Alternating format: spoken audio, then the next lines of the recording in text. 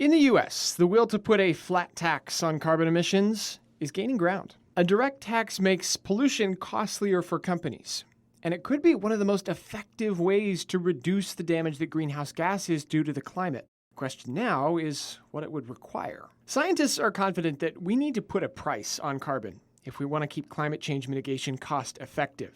Big industry is now lobbying for a tax because it could bring economic benefits, and many Democratic presidential candidates support one. Adele Morris is the policy director for climate and energy economics at the Brookings Institution. She says emissions are increasingly on the public mind as well. We're seeing, accumulating consensus amongst the American people that this is not a good thing and that we should do something about it. What would this something look like? The Congressional Budget Office estimates that a gradually increasing tax, starting at $25 per ton of U.S. greenhouse gases, could collect about $1 trillion in revenue by 2028. But the Tax Policy Center says the tax would likely increase fuel and electricity costs for customers. A flat regressive tax would also affect lower-income customers more than others. Doing nothing will almost certainly be expensive as well.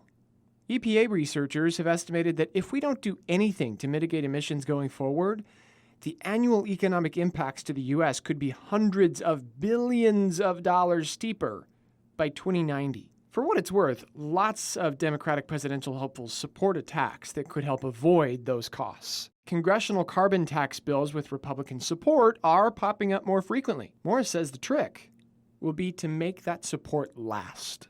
We should be very concerned not just about what we pass, but we keep pass, because if you have this seesaw, either in regulatory ambition or in the legislation, you're exactly not forming the investment patterns of long-lived capital that you need. If it works, though, and the U.S. can find a tax that sticks, it could make other technology and tools more attractive, and that could make it easier for the whole world to control its emissions. The way I look at it is we know these damages can be very significant. They don't just accrue to the United States. When we put up CO2, we're damaging everybody else. And when they put up CO2, they're damaging us. We're unleashing American capital markets on a new profit motive. And that is an incredibly powerful thing.